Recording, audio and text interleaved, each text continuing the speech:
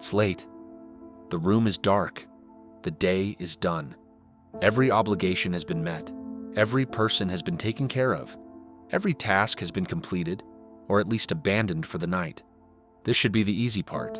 You lie down, you close your eyes, and then, uninvited, unstoppable, it begins. The conversation from 3 days ago that you keep replaying, the thing you said that landed wrong, the thing you should have said instead, the email you haven't answered, the decision you haven't made, the relationship that doesn't feel quite right, the future that feels uncertain, the version of yourself you're not sure you're becoming.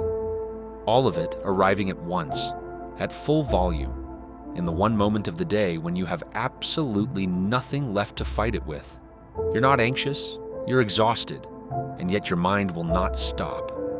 You've probably wondered, more than once, staring at a ceiling at midnight, why this keeps happening. Why daytime feels manageable, but nighttime feels like an ambush. Why the quieter the world gets, the louder your thoughts become. It isn't random, it isn't a character flaw, and it isn't something you just have to live with. There is a reason this happens, and understanding it is the first step to making it stop. Here's what's actually happening when the lights go off.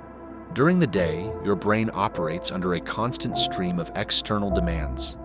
Tasks, conversations, decisions, stimulation, each one requiring cognitive attention, each one effectively competing with your internal world for mental bandwidth.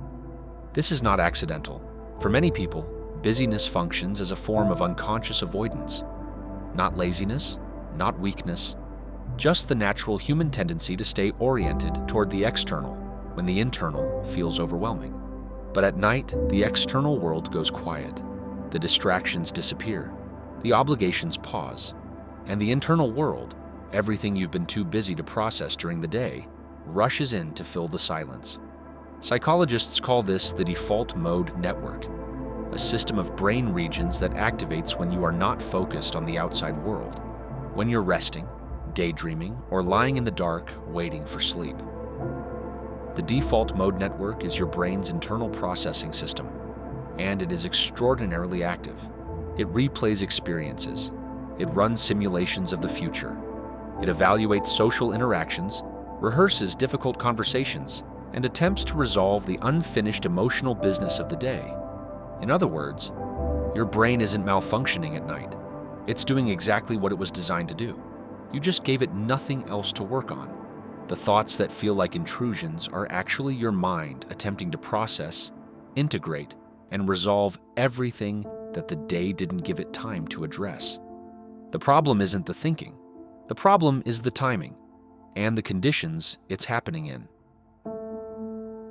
There's a physiological layer to this that most people never hear about. Cortisol, your body's primary stress hormone, follows a natural daily rhythm. It peaks in the morning, giving you the alertness and drive to engage with the day. It gradually declines through the afternoon and evening, designed to reach its lowest point at night to allow genuine rest. But modern life has badly disrupted this rhythm. Chronic stress, irregular schedules, late-night screen exposure, and the relentless pace of daily demands keep cortisol artificially elevated well into the evening. Your nervous system, which should be winding down, is still in a state of low-grade activation when your head hits the pillow. And here's what elevated cortisol does to your thinking at night. It activates threat detection. It biases your brain toward negative evaluation, toward worst-case scenarios, toward problems rather than solutions.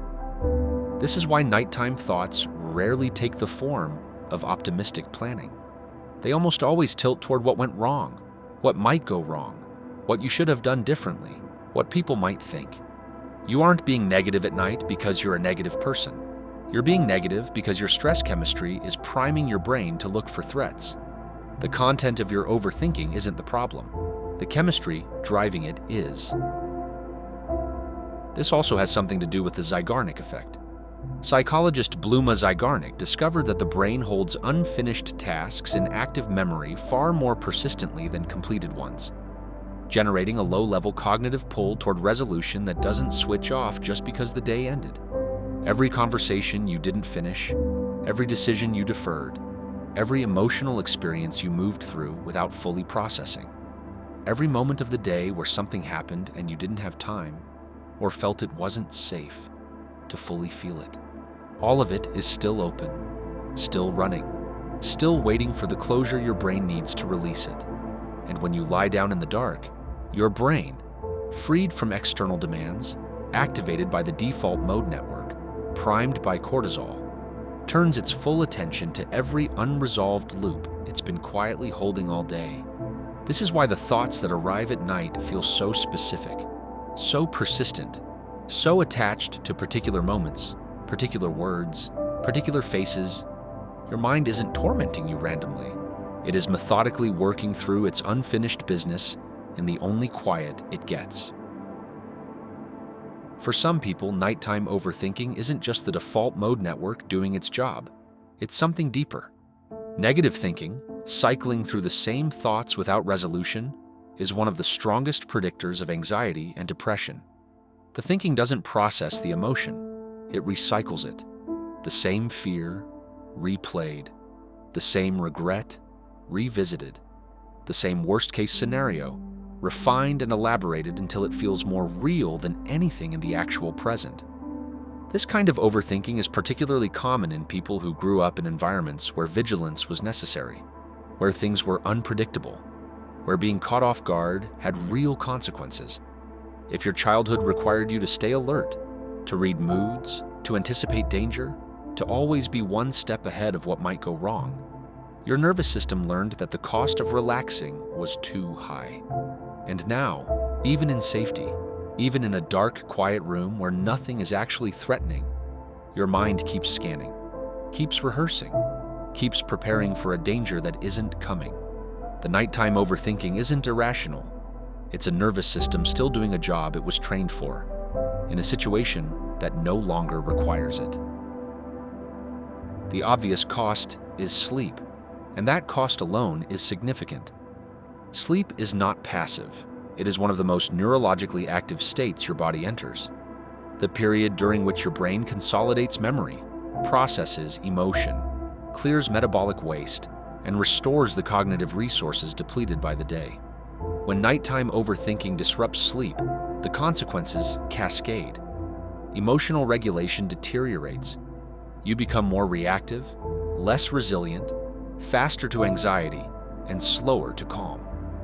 Cognitive performance declines, decision-making suffers, and ironically, the very thoughts that kept you awake become more intrusive the following day, because an under-rested brain has less capacity to manage them. But beyond sleep, there is a subtler cost. The hours you spend lying awake in spiraling thought are hours your nervous system spends in a state of stress, not rest. The body that was supposed to repair itself is instead bracing. The mind that was supposed to restore itself is instead rehearsing. Over time, this becomes its own form of exhaustion. Not the tiredness that sleep fixes, the tiredness of a mind that never truly gets to stop. Here's what works. Not what sounds good in theory, what is actually supported by research. First, process before you lie down. Give your brain its closure before the lights go off. A 10-minute journaling practice in the evening, not venting, but structured processing, has been shown in multiple studies to reduce cognitive arousal at bedtime. Write down the unfinished thoughts, the lingering worries, the conversations still running. Getting them out of your head and onto a page tells your brain, this has been recorded. You can release it. Not because writing solves the problems, but because your default mode network stops flagging what it believes has been acknowledged. Second, schedule your worry.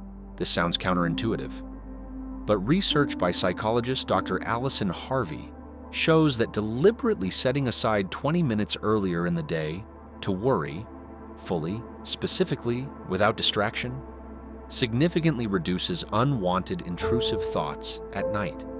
You're not suppressing the worry. You're relocating it to a time when your cognitive resources can actually engage with it. When the thoughts arrive at midnight, you can genuinely say, I have time for this tomorrow. It's already scheduled. And your brain, remarkably, accepts this. Third, break the rumination loop physically. Rumination is a cognitive loop, the same thought cycling without resolution. The most effective way to interrupt a loop is not to think your way out of it, but to change your physical state. Slow, deliberate breathing, specifically an extended exhale, activates the parasympathetic nervous system, counteracting the cortisol-driven arousal, keeping you awake. 4 counts in, 6 counts out. Repeat. You are not relaxing through willpower. You are chemically shifting your nervous system out of threat detection mode. Fourth, stop fighting the thoughts. The research on thought suppression is unambiguous. Trying not to think about something makes you think about it more. The instruction, "don't think about it," is itself a thought about it. Instead, observe. Let the thought arrive without engaging it. Name it without following it. There's the work worry. There's the conversation replay. There's the future catastrophe. Naming a thought activates your prefrontal cortex and reduces the amygdala activation driving the anxiety. You are not the thoughts. You are the one noticing them. The moment you stop fighting the thoughts and start observing them, they lose most of their power. Fifth, address the cortisol rhythm. No screens for 30 minutes before bed. Not because of blue light alone, but because screens deliver the variable reward stimulation that keeps your dopamine and cortisol systems activated. Give your nervous system a genuine wind down, a walk, dim light, something that requires nothing of you. You are not just preparing for sleep. You are giving your nervous system permission to complete the stress cycle the day interrupted. The mind that won't quiet at night is not a broken mind. It is an overloaded one, a conscientious one, a mind that takes the life it's living seriously, that holds onto the things that matter, that tries to resolve what feels unfinished, that rehearses for a future it genuinely cares about. That quality, that depth, is also one of your greatest strengths. The problem was never that you think deeply. The problem was that nobody ever taught you how to give that thinking a place to land before you tried to sleep. So tonight, before you lie down, write the thoughts out. Give them a page. Let your brain know they've been received. And then when the dark comes and the thoughts arrive anyway, don't fight them. Don't shame yourself for having them. Don't lie there berating yourself for being someone who feels things at midnight. Just breathe. Observe. Let them pass through without catching them. And know this: the fact that your mind is still working at midnight, still caring, still processing, still trying to make sense of a life you're genuinely invested in, that is not your problem. That is your proof that you are someone who takes this life seriously. Now give yourself permission to rest inside it.